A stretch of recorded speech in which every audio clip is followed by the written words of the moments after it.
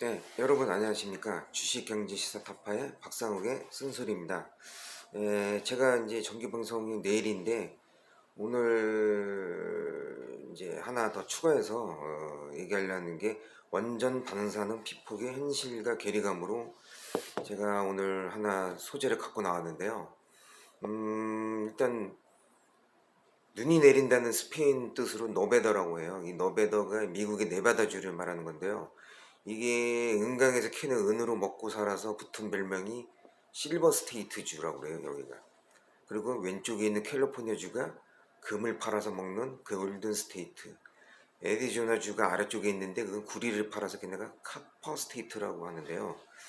어쨌든 그러다가 주 동남부에 있는 콜로라도 강에 물을 끌어쓸 수 있게 돼서 사막지대에 있는 라스베이거스를 개발하기 시작했고, 이 관광 대박이 결국 인구가 200만까지 불어나는 이제 도시로 알려지게 됩니다.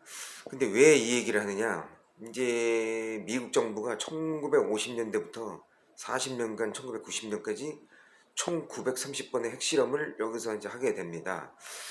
근데 여기 핵실험을 구경하러 온 관객들을 유치를 하고 여기에 핵실험 박물관도 세우고 미인대회도 개최해서 성과를 알린 곳이기도 하거든요.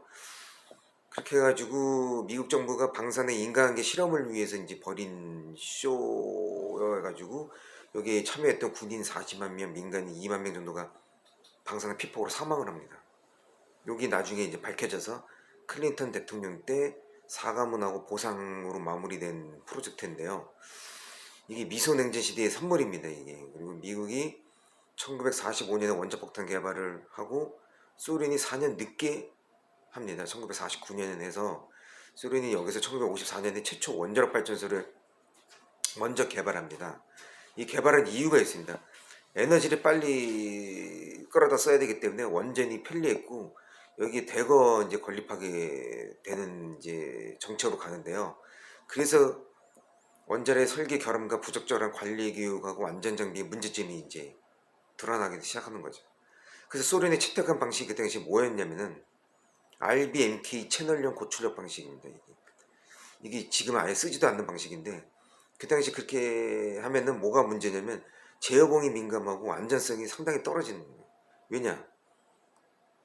물로 냉각수를 쓰는 방식이 아니고 감속제로 흑연만 쓰는 방식이라서 전력 생산을 빨리 할 수 있고 많이 할 수 있는 거예요. 그 다음에 그 전력 생산을 외에 핵폭탄 제조가 용이할 수 있는 크기도 제어하기 쉬워서 가성비로는 끝내주는 방식이었죠.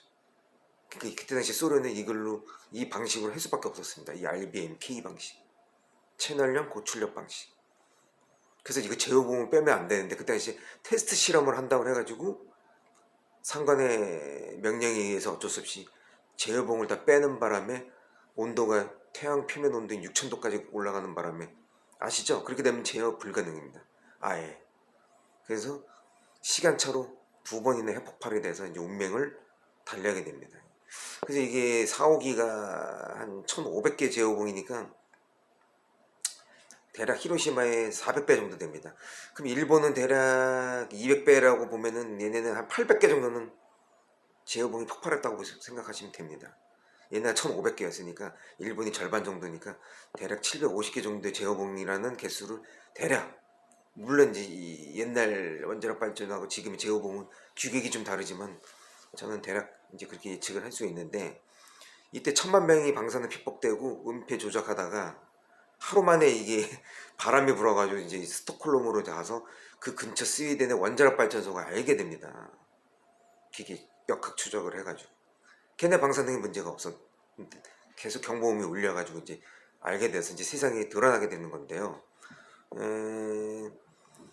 이렇게 해서 이제 동유럽이 붕괴가 되고 신뢰를 잃어가지고 이제 지금의 소비에트 연방이 해체되는 결과를 낳게 되는 하나의 이유가 또 되기도 했습니다. 근데 이제 후쿠시마 같은 경우에는 이제 우리나라랑 좀 방식이 좀 다릅니다. 이쪽은 비등 경수로 방식이라서 일체형 구조로 해가지고 이건 쓰나미랑 상관이 없어요. 비상발전기가 뭐 지상에 있었으면 괜찮았을 텐데 뭐 쓰나미가 5m라 해가지고 뭐 지하에 있어서 안 됐다 그러는데 그건 구조 방식이 애초에 쓰나미랑 상관없이 이게 구조 방식이 얘네는 일체 방식이라 가지고 할 수가 없었었어. 그래서 3, 4호기에서 차례대로 수소 폭발이 일어났다고 보시면 됩니다.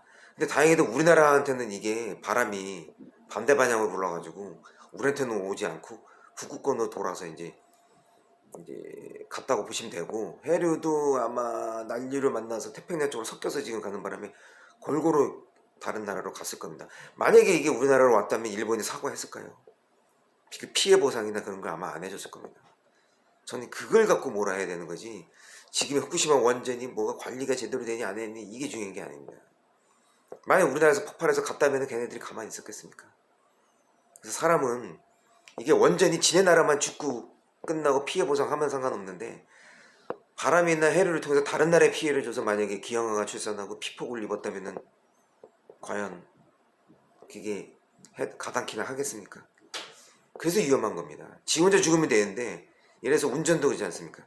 자기 혼자 졸음 운전하다가 죽으면 상관없는데 그 중앙선 침범해서 다른 사람이 죽으면은 그게 무슨 죄가 있습니까? 그 사람까지.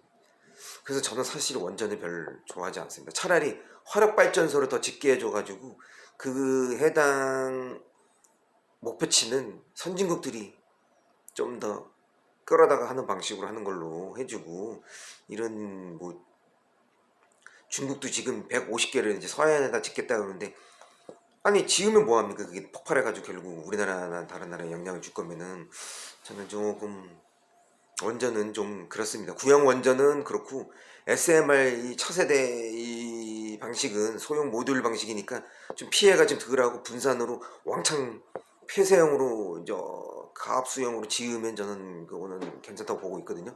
근데 어차피 이제 20년도 안 남았어요.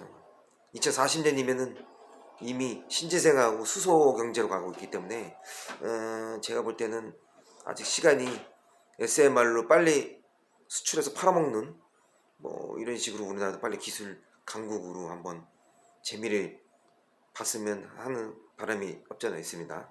어쨌든 이제 일본으로 보면 우리나라하고 이제 비교를 한번 해보겠습니다. 일체형 구조인 비등경수로는 원자력 출력 제어에 붕산을 사용하지를 않아요. 그래서 부식도 좀 괜찮고 수명도 오래가고 또 세관 정비가 좋고 점검도 필요해서 작업자가 피폭이 좀 우려가 적어서 이게 좀 장점이 나름대로 있어요. 근데 단점은 아까 말한 지진 해일로 인해 전기가 끊기면 냉각이 안 되는 게 일본의 이제 그 단점입니다. 예, 그거고, 우리나라 방식은 뭐냐면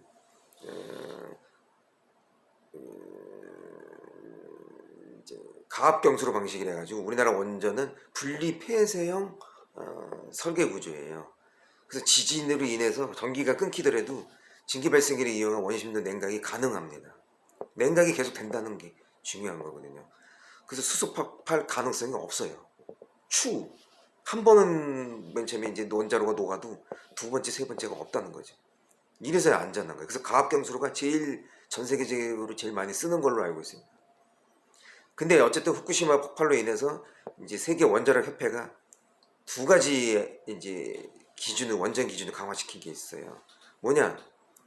경락 건물 내에서 폭발되지 않도록 피동 수소 제거 장치를 추가 설치해야 된다. 그 다음에 두 번째는 뭐냐면 모든 원전의 경락 건물 안에 배기 필터 계통을 추가로 또 설치해야 된다. 근데 제가 하나 제안을 해드릴까요? 제가 화학공학에서 좀 아는데 액화질소 냉각 동결 시스템을 추가하면 됩니다. 즉 핵 1차 폭발할 때 아무 사용 없이 다 끊기고 그냥 비상으로 먼저 다른 방식으로 액화질소가 먼저 나가서 얼려버리는 거죠. 이게 효과가 있습니다. 100%는 아니더라도 핵 분열을 지연시키는 데는 아주 저는 효과가 있다고 자부합니다. 이게 내 아이디어인데 이게 돈이 좀 많이 들어가겠죠. 그러니까 이거를 어떻게든지 이제 원전 단가를 어떻게든지 획기적으로 낮추는 방식으로 해서 이거를 추가를 시켰으면 좋겠어요. 어쨌든 효과는 확실합니다. 제가 장담합니다. 제가 그 원자력 발전소 애들이 기계공학과 애들이 제일 많고, 그다음 물리학과 애들이고 화학공학과 애들이 거의 없다고 보시면 되는데, 그래서 이 방식을 아마 생각을 못하는 것 같아요. 그래서 제가 아이디어를 이렇게 제공해 드리는 겁니다. 얼마나 간단합니까? 배우면 뭐합니까? 써먹어야지. 그래서 저는 이 후진국들, EM이나 FM 국가들은 추가로 몇백 개를 지을 텐데 앞으로 한 2, 300개를 지을 것 같은데 동유럽하고 중국 포함해서 좀 뭐랄까 2060년까지 10년에 더 유예해줘서 화력발전소도 같이 쓸 수 있게끔 어차피 화력발전소는 당장 폭발하고 죽는 건 아니지 않습니까? 그래서 이거를 유예해주고 선진국 DM 국가들이 좀 더 2050년 그 탄소 중립을 더 빨리 실천에 옮기면 되기 때문에 저는 그런 방식도 같이 병행해야 된다. 왜 이 얘기들을 안 하는지 저는 참 이게 올바른 방식으로 가고 있는지 좀 의문스럽고요. 그래서 국민들한테 이렇게 얘기하고 싶어서 이렇게 원전 방사능 피폭의 현실과 괴리감에 대해서 제가 한번 이렇게 얘기해 봤습니다. 자, 주식경제 시사 터파의 박상욱의 쓴소리였습니다.